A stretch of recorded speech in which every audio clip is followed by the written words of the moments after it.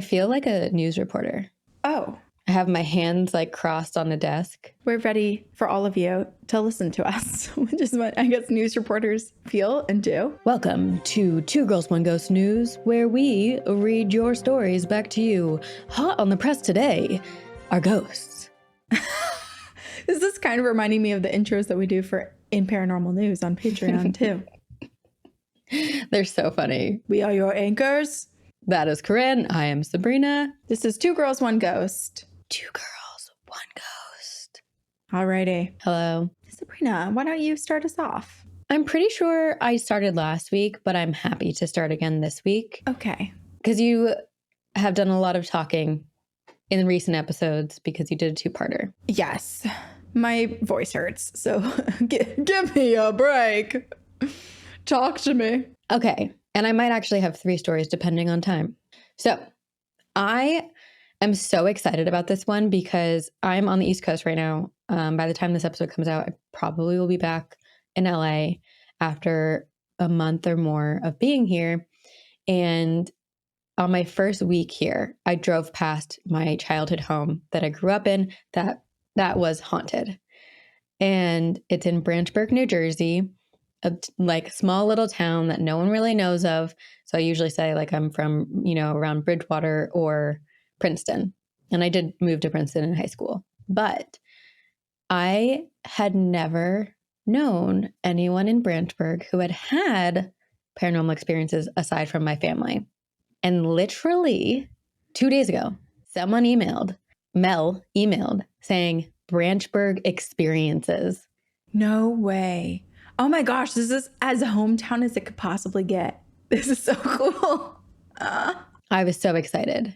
So without further ado, hometown haunt from my pal, Mel. And Mel, I tried to stalk you because I was like, do we know each other? Do we have friends in common? And I could not find you. So I need to work on my investigative skills. I didn't do a lot of, to be fair, I was out at dinner with my mom and I was like, do we know a Mel last name? And so to be continued. My investigation, I mean. You'll be new friends, maybe. Yes. I just listened to the Sabrina special episode, and it was so real to hear my absolute nowhere of a hometown come out. Fun coincidence, I also moved to Branchburg from Somerville at a young age, and my Branchburg house was also full of weird phenomena. I wonder if it was the same one or on the same street. I think if it was the same street, we would have known each other, but I know Branchburg really, really well, so let me know, Mel, where you were. We also don't know how old Mel is either. So no, but Mel did say move from Somerville to Branchburg at a young age similarly. So I imagine there was probably some crossover at some point. Yeah, potentially. Or maybe it's my wishful thinking. I hope. Okay. Doors would slam shut on their own nearly every day. If it had just been that, I would have attributed it to drafts, but there were other things that are a bit more difficult to explain. I would often hear footsteps when no one was home. Pets would react to things no one could see. I had one cat who habitually acted like he was chasing something when nothing was there. Once or twice, my dog freaked me out by standing in the hallway growling at nothing in the middle of the night. By far, the most ghostly experience I had there, though, is the morning I walked into the kitchen and saw the figure of a woman standing at the coffee maker. Her back was to me, and I wasn't looking directly at her, so I assumed it was my mother. But when I looked away and looked back, she had vanished. I later realized my mother wasn't even out of bed yet. In fact, I was the only one awake in the house. Whatever may have been there, I don't think it was malicious. Nothing bad ever happened. So eventually I got so desensitized to it all that I could be home alone at night hearing footsteps and slamming doors upstairs without thinking anything of it. Since it never escalated, it kind of became boring after a while. Mel. Oh my God. Other people's terror and horror and worst nightmare. Mel's just like, oh, give me something new. Same old hauntings. Anyway, it's so cool to see someone from Branchburg doing literally anything.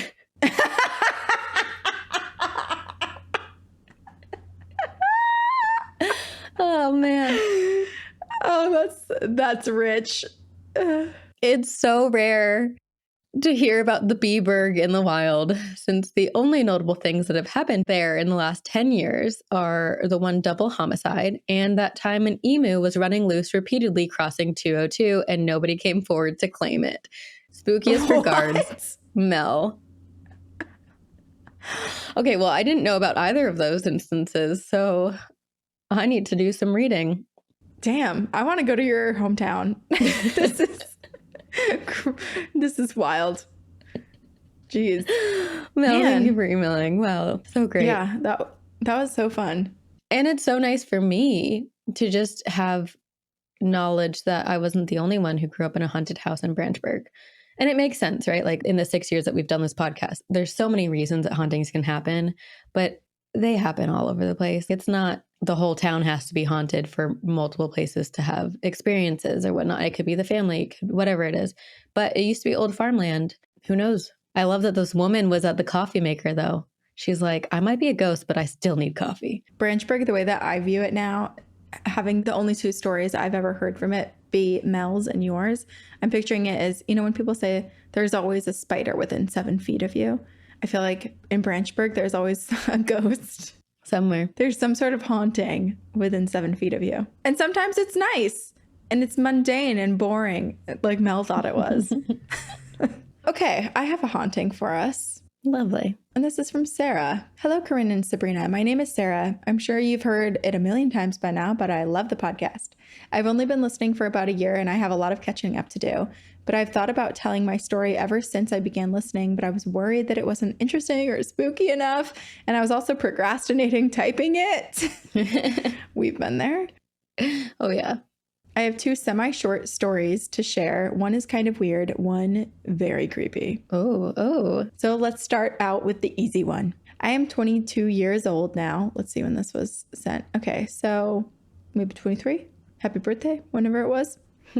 I'm 22 years old now, and I've always felt open to the paranormal and have been watching things about the strange and unknown my whole life, even though it scares the crap out of me. I've always had these feelings about things happening right before they happen in very specific detail. For example, one time I was in my high school class and there was this American flag that hung on the wall. All year, it hadn't moved an inch until one day I was sitting there and I had this odd feeling for some reason, and I couldn't stop looking at the flag and thinking that this flag was going to fall. Not even 5 seconds later, not only did the flag fall, but it had been hit by some kid with his crutch and came crashing down, taking out a bunch of things in its path. It was a really big flag. I have always had way too many things that happen when I knew that they were going to. And I did believe that maybe they were all just coincidences. I even predicted Leo winning an Oscar the night before in one of my dreams. Wait, did Leo win an Oscar finally? Yeah, for what was the one where he was in like a bear or the horse? Yeah. After the bear attack. I can't remember. Wait, Leo, Oscar.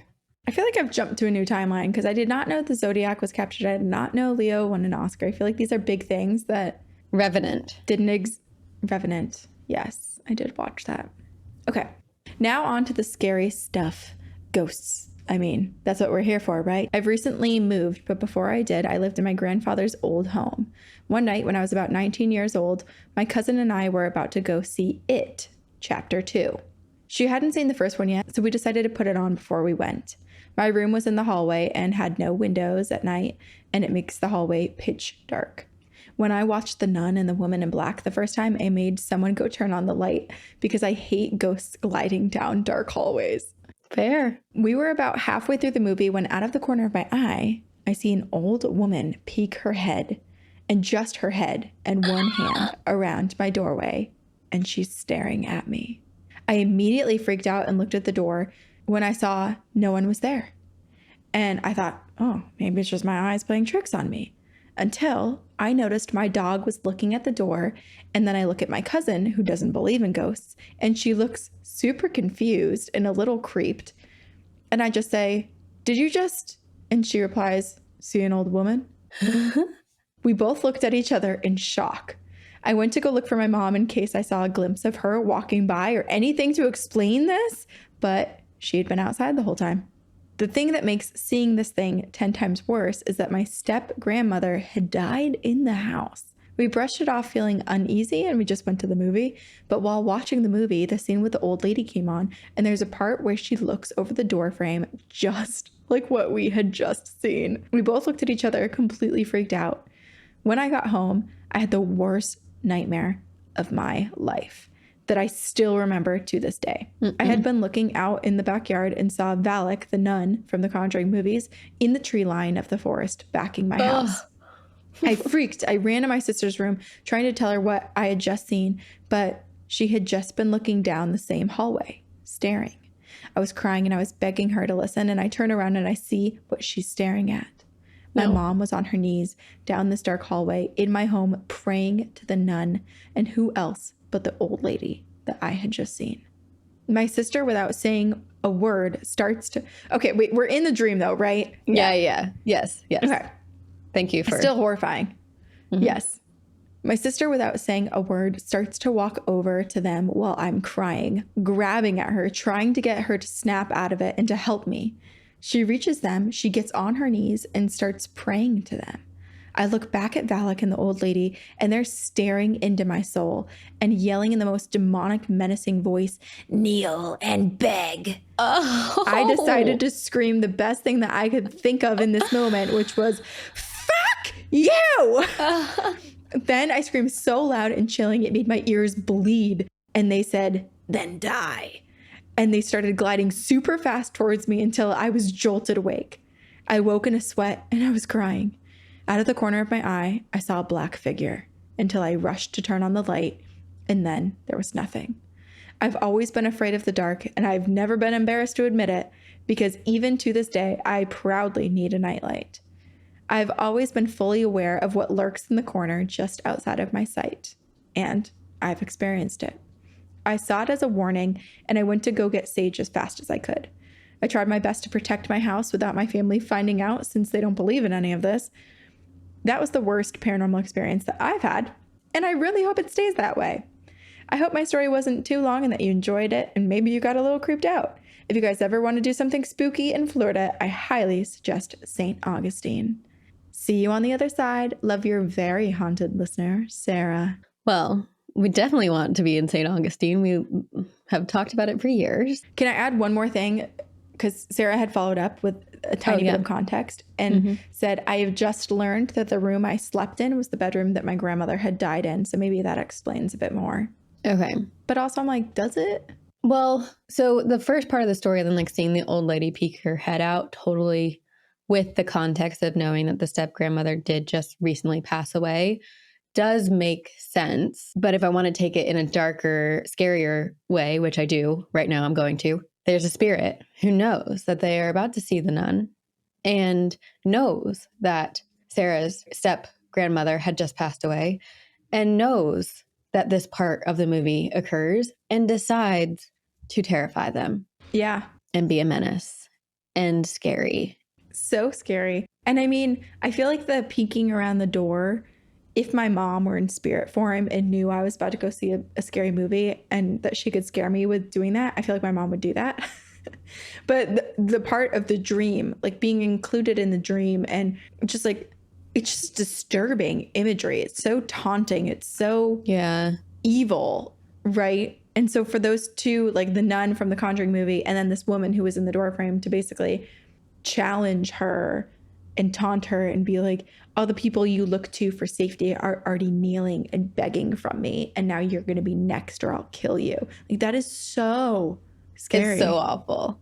But okay, to play devil's advocate a little bit, there is, I guess not the devil's advocate, to play, where does that terminology come from? Devil's advocate. To play, to play devil's advocate. But right now I'm like doing like the positive. I'm playing like the angel's advocate. Like it's enough for the haunting. Let's just say the haunting exists in the beginning of this story where this spirit peers over with the hands and it's creepy. And then add on top that Sarah goes to see this movie. Those two things combined, I mean, the movie itself can stimulate a nightmare, right? But I think the two combined, whether the spirit didn't even have to manipulate Sarah's dreams because those two things on their own could do it. True. The hand and the peeking out is so creepy. It's like just anything like that. It just. I also imagine like it's a sideways head, like a. Right. Yeah. That's exactly what I picture too. Okay, this is what I'm picturing it as the creepiest possible way. Okay. Are you going to try to get out of frame and then crawl into it? Where are you? Oh, you have to go full screen for me to see it. I'll do it again. Oh.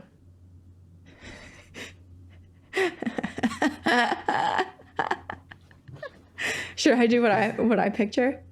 Yeah. I feel like I think my first one was better, but yes, I want to see yours. Okay. Well, I'll see yours in our final edited. Okay. I don't know if I can't see my full frame. This is kind of what I pictured, was just like a. Yeah. Like super. It's, oh shit, my boob just slapped the microphone. John Cena! Sorry. Alrighty. Oh man. See, having video is so fun because we can do things like this. Like now I want to like get up and do a dance. Perform for me, Sabrina. I want to act out every single story we read. What if we did that where you would read the story and then I on the other side have to like, it's like improv where it's like on the spot I have to do the action of whatever you're reading. That's our dream television show. It's drunk history but ghost stories. That's what we want to do.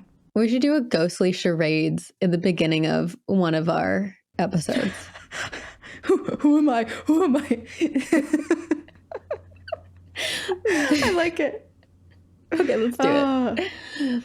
We could do that on our monthly lives for. We can, yeah. We did do Pictionary, which was really hard. Oh, that's true. That's true. Okay, I have a story from our listener, Andy. And this is a really, really sweet one. Or maybe I should end with this one because it's super sweet. Okay. Yeah, end with a nice one. Okay, I have a story from our listener, Michelle, and it's called Who Walked Upstairs? Hi, ghostesses. It's summertime, and after a few margaritas, I began telling my friend all about my paranormal experiences and remembered a few key ones. I love that Michelle's like, I had margs, told a friend about my ghost stories, and now, you know what? I was inspired to tell you. I hope Michelle was drinking margaritas as she wrote this to us as well. I really hope so too. A little spicy marg. So this one, it could have a connection, but it also could not. Tell me what you think. This happened in 2010 in my very first home after condo living since returning to Canada. It was a new home. We saw it being built from the ground up, which many are probably thinking a new home could be haunted. Not unless you've listened to our podcast, because we've learned they can. And my childhood home was. Yeah, evidence. So hard evidence. Michelle said, I thought the same thing. But it turns out every home I live in, there's something supernatural because I guess I'm a freaking magnet. One night, I had a sleepover with my cousin, and whenever we were together, we were up until the wee hours of the morning. We'd watch YouTube, play with action figures, until we were too tired to even talk. That night, he was playing with the action figures while I was on YouTube replaying some WWE episodes. Corinne, this is perfect timing when you just did like a body slam. Yeah. That's so you already acted it out. Are we there you go. Channeling John Cena. What? My gosh. Everybody was in bed, including my parents and my sister and the cats too. I remember I was about to ask my cousin something, but I stopped because I heard footsteps being dragged on my carpet, like someone was really tired and just walking from room to room. My cousin and I looked at each other and shushed. Maybe it was my dad or mom ready to nag us about not sleeping yet. So we waited. If it was my dad, he would go downstairs and I'd hear his footsteps. My mom would open the door and check in on us. But suddenly the footsteps stopped and neither of those things happened.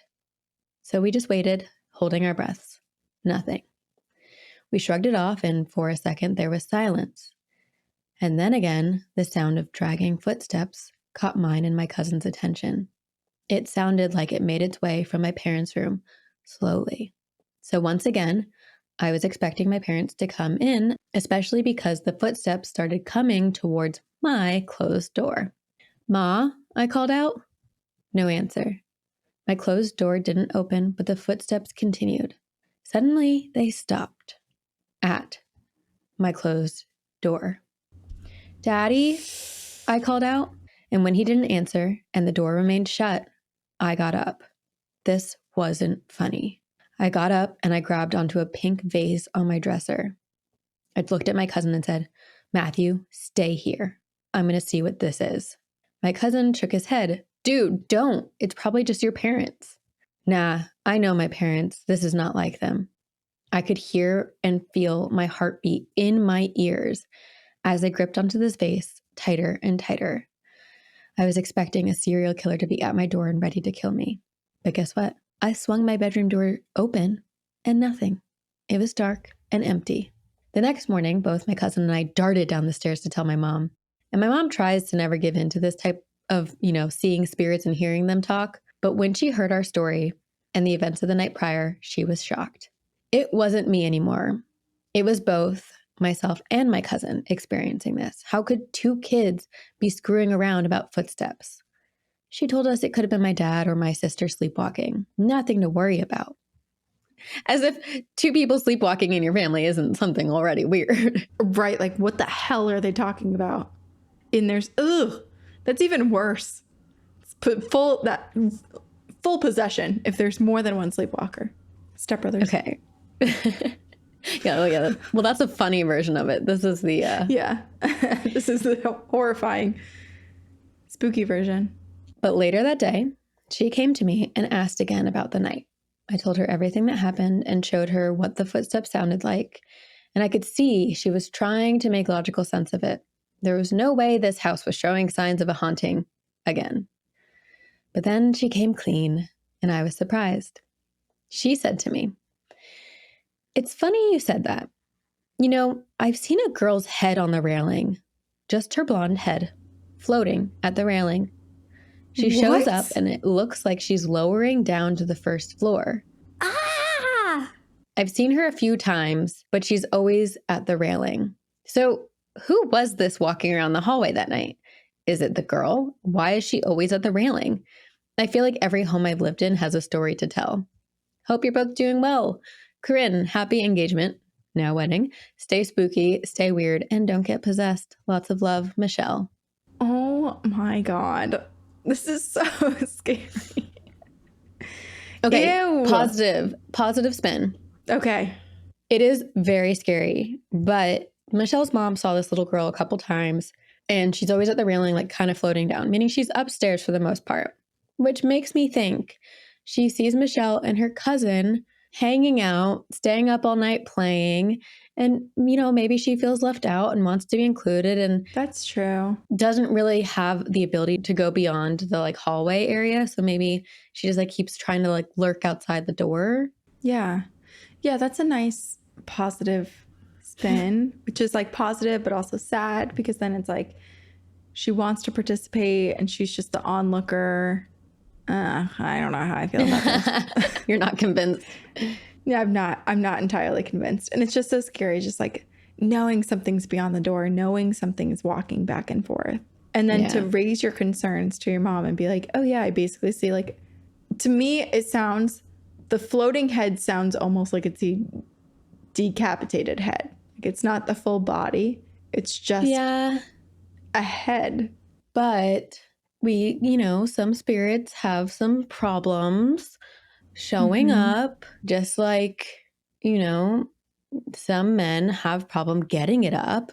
It's just, it's difficult. And there's no pills to take to show your body.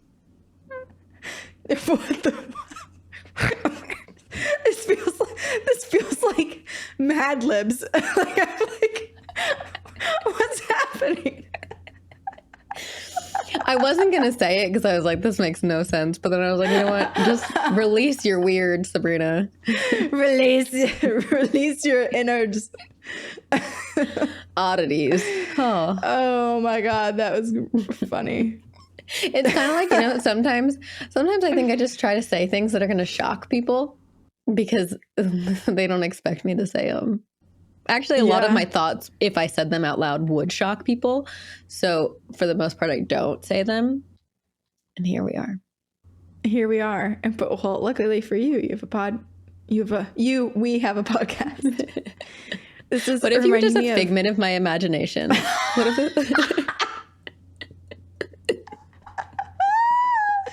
This is your Donnie Darko moment. Mm-hmm. Jeez. That's freaky. I mean, you could convince me that I'm not real and I'm just a part of you, and I think I would believe it. Honestly, here's the thing though. You're so funny, and you're like I couldn't make you up because my own brain isn't like that. No, I think you got the better part of my brain if I created you. I barely speak English, Sabrina. How is that at all true? You're hilarious. So are you! We're just two halves, two ghosts. Just two halves making one whole. What?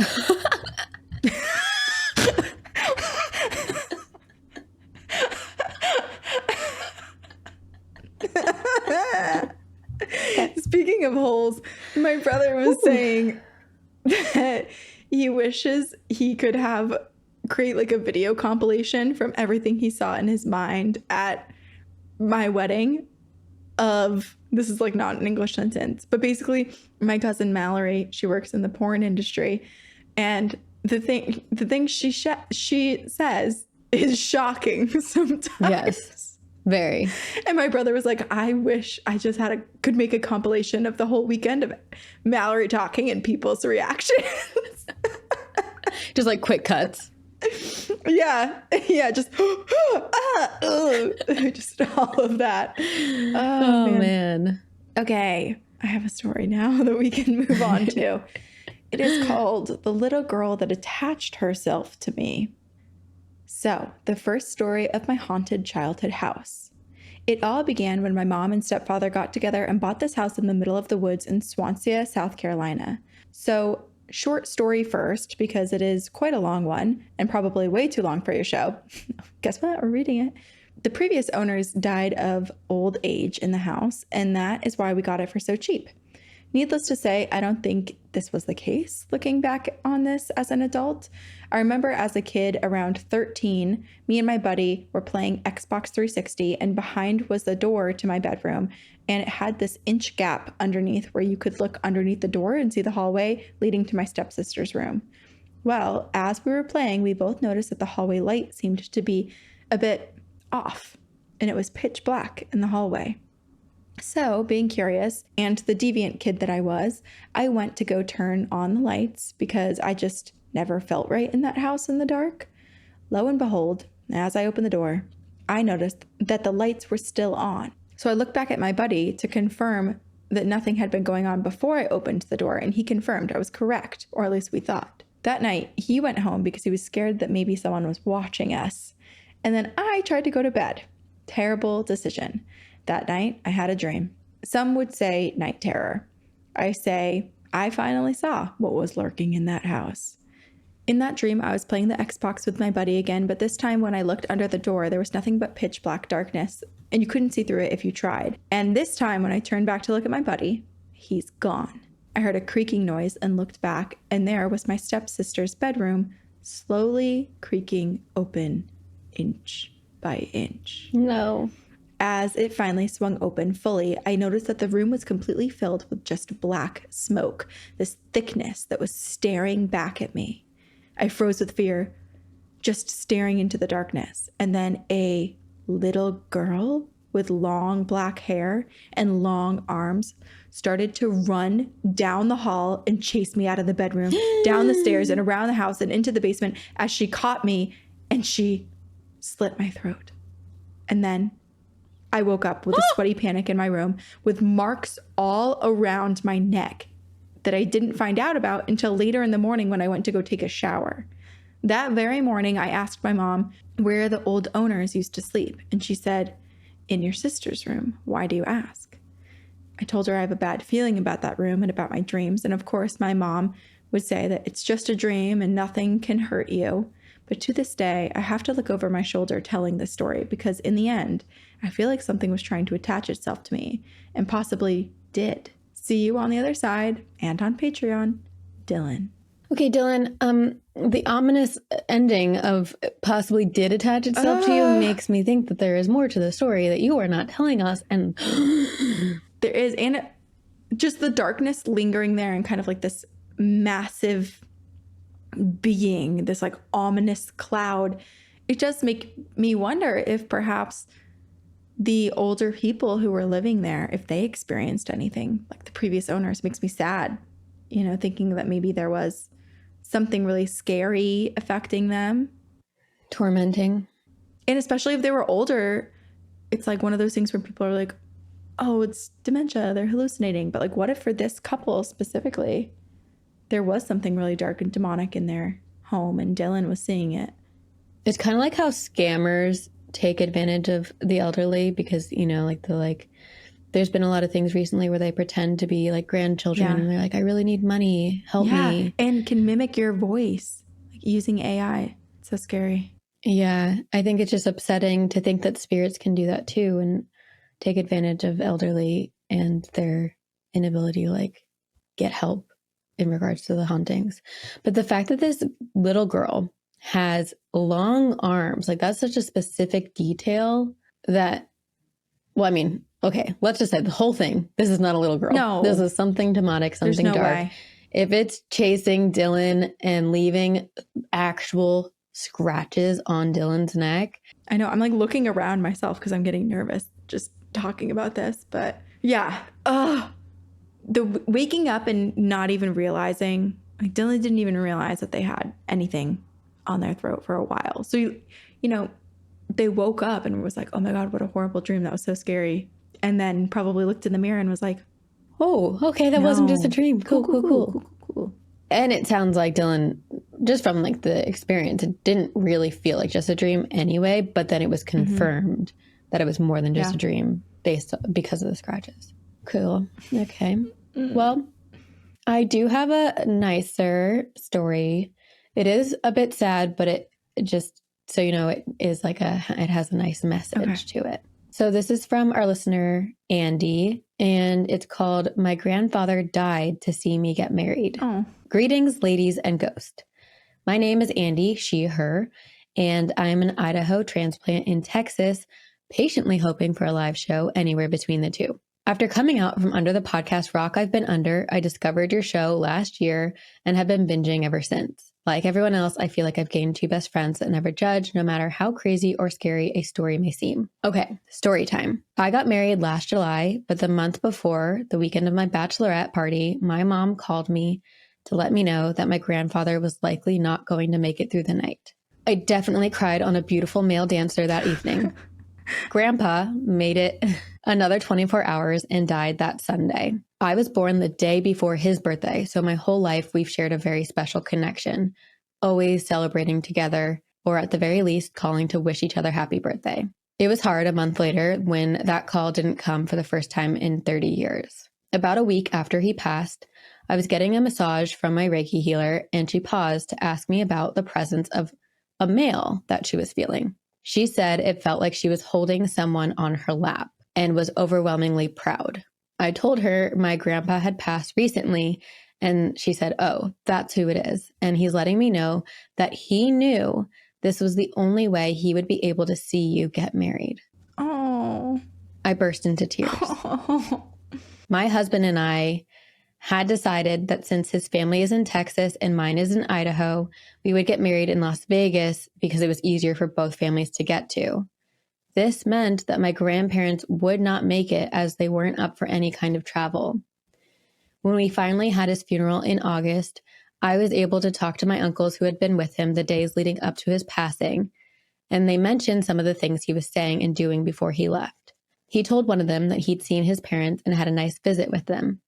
He also told one of them that my Aunt Carolyn, his eldest daughter who had unexpectedly died in 2017, had come to see him as well. They said the limited time that he was awake his last few hours, he spent it looking around the room as if in awe. Oh. He would look right past the people physically present, but it still looked like he was seeing someone. I fully believe when people are close to death, they see things that the rest of us can't. Angels and past loved ones come to help them with the transition. And I believe he saw his angels and was not alone when he passed. Well, ladies, it was longer than anticipated, but I hope you enjoyed. Your podcast and listener stories have helped me through a miscarriage that I had a few months ago by affirming my belief that there is something more out there. And I just know my baby boy is with both my grandpas watching over me until it's my time to join them. Keep it spooky and see you on the other side. Also, hopefully sooner. Andy. You prepared me for it. It was both sad and beautiful. Yeah. My gosh. I think it's nice to think that in the last few moments of his life that he was looking around in awe, right? That what he was seeing was beautiful and warm and exciting and it was positive. Comforting and welcoming. Well, it's a beautiful thing that he got to be there.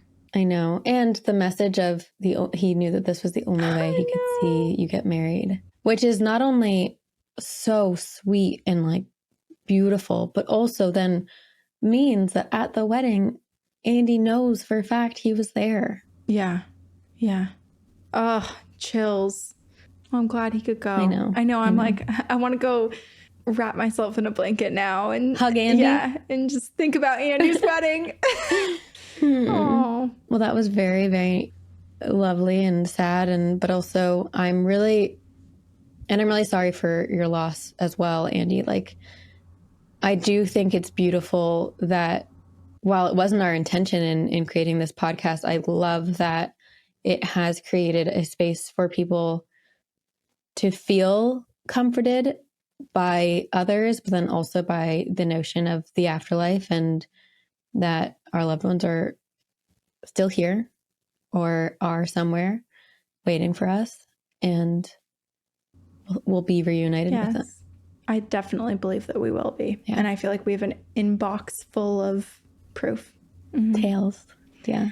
Well, thank you, everyone. Thank you all for joining us. You can email us any of your experiences with the paranormal at twogirlsoneghostpodcast@gmail.com. That email is also written in the show notes. So if you're looking for that, you can find it there or on our website, Two Girls One Ghost. We also have social media. So you can find us on TikTok, Instagram, all those things. Wherever there's all the things. We have Discord, all that jazz. Yeah. Again, Merch. In the show notes and on our website. All that jazz. Jazz fingers. Woo. And thank you to all of you for listening. Thank you to our editor, Christina, for editing our show. And thank you to all of you. We love you. And I really want to, if you're watching on YouTube, I kind of want to end by going like doing the creepy thing. Okay. And we will see you on the other side. I've never been that creeped out by myself ever. I know, you scared me. Very spooky.